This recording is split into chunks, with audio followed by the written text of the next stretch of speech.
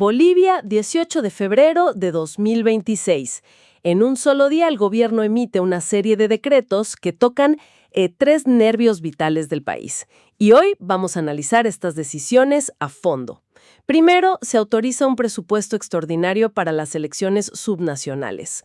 Segundo, un giro de timón en la política de importación de soya, una medida que, y esto es lo interesante, busca fortalecer la producción nacional.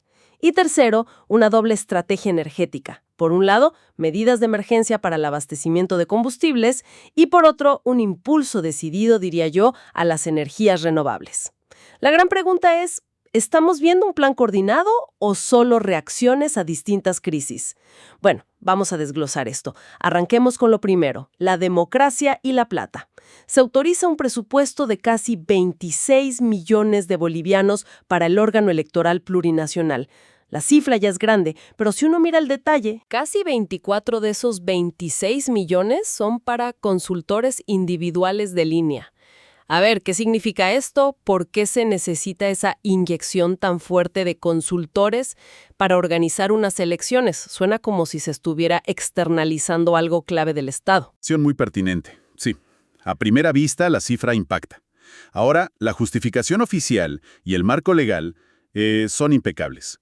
La Constitución y la ley del órgano electoral, la 018, no le dan otra opción al Estado. Tiene la obligación de financiar al Tribunal Supremo Electoral para que haga su trabajo. Es un mandato, punto. Pero la pregunta sobre los consultores es donde se pone bueno el análisis. No es necesariamente una externalización, es más bien una forma de contratar personal técnico muy especializado por un tiempo limitado. Pensemos, por ejemplo, en expertos en logística, para distribuir todo el material electoral, o ingenieros de sistemas para la seguridad del cómputo, o los capacitadores de jurados.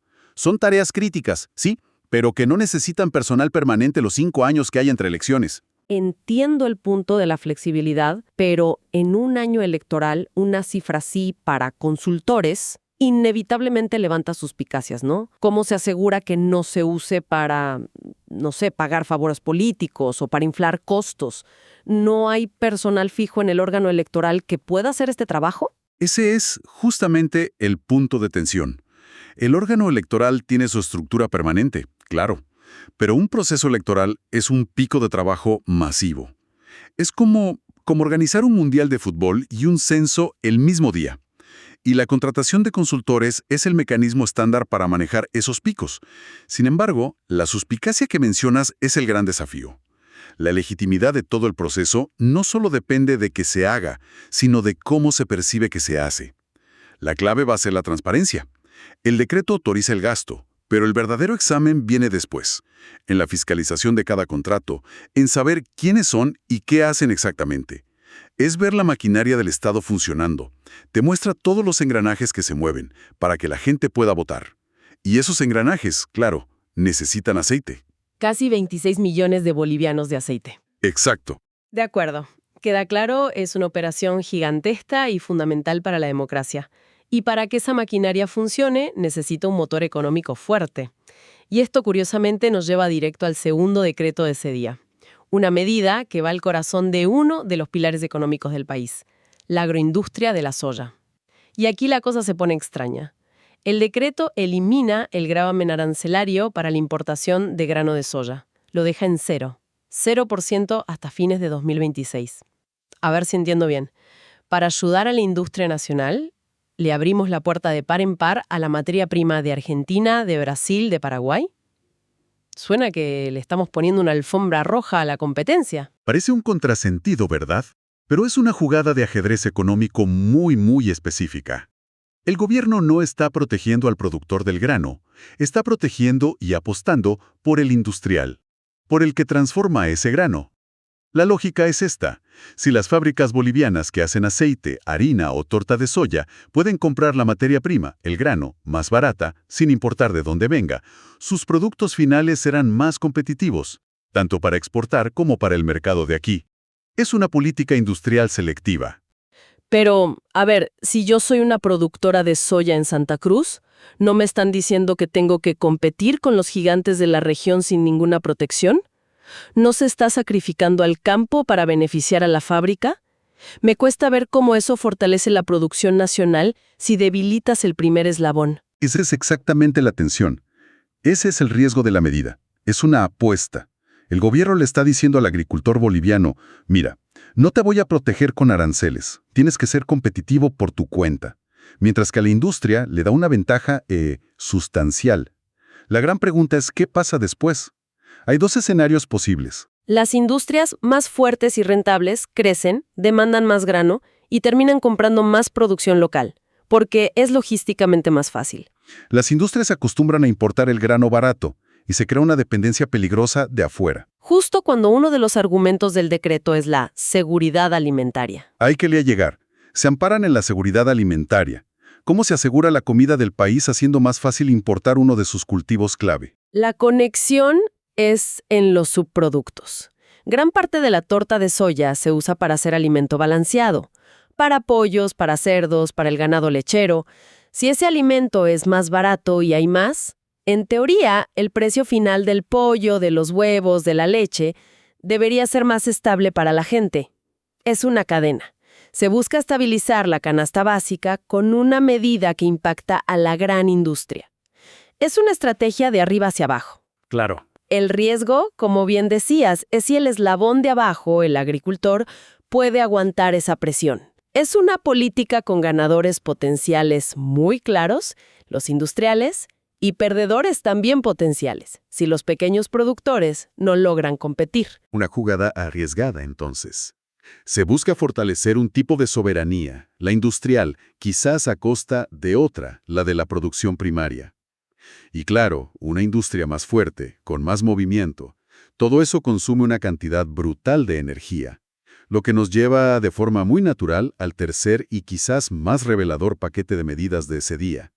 Una estrategia de doble cara para el sector energético. Aquí es donde la trama se complica de verdad. Tenemos dos decretos de energía, el mismo día. Uno, el 5548, parece una medida de emergencia casi desesperada que mira al pasado, autorizar la importación de petróleo crudo. El otro, el 5549, parece que mira al futuro, impulsar las energías renovables. ¿Cómo pueden coexistir? ¿No se están peleando entre sí? Esa es la pregunta del millón. Y la respuesta es que probablemente reflejan la realidad de cualquier transición energética. No es un interruptor de on y off. Es un proceso largo y a menudo contradictorio. Tienes que gestionar la crisis de hoy mientras construyes la solución de mañana.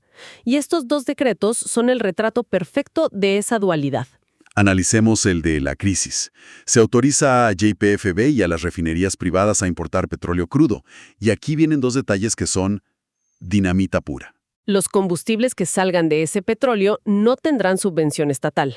Para compensar, se les quita el impuesto especial a los hidrocarburos, el IEHD, por un año. Un momento, si no hay subvención, el combustible que salga de este crudo no va a ser muchísimo más caro. ¿No estamos creando un combustible para ricos y otro para el resto?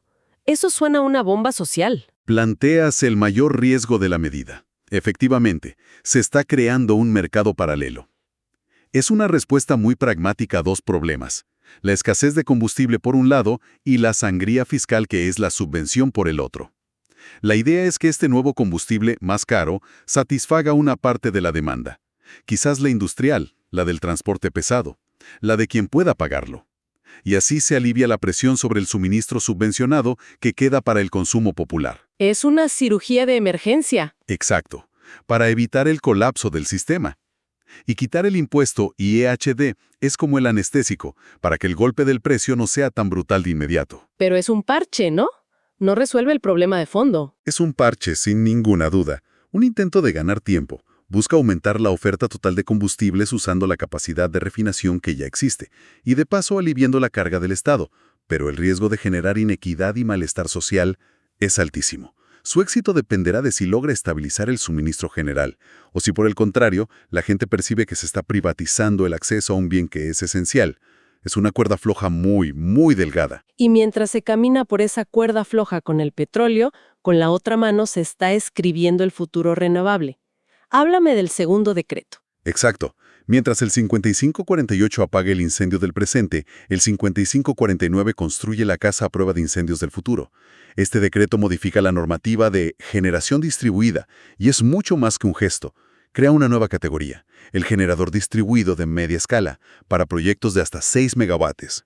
Y esto es clave. ¿Por qué es tan importante esa categoría, la de media escala?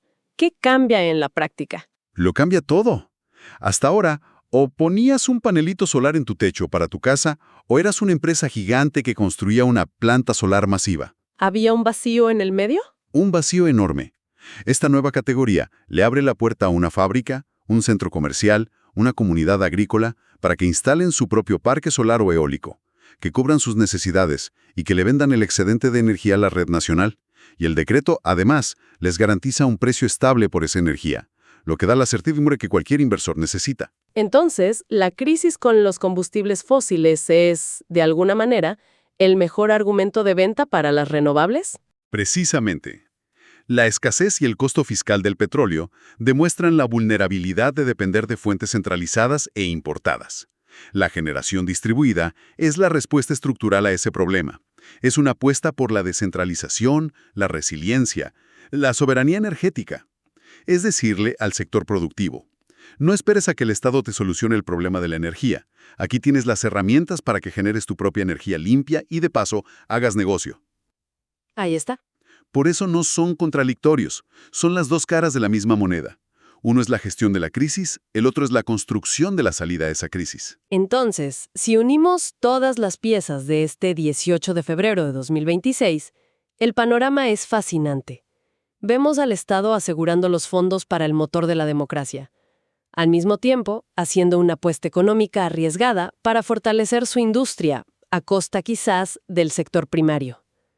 Y finalmente, manejando una crisis energética con medidas de emergencia, mientras de forma simultánea sienta las bases para un futuro energético radicalmente distinto. Exacto.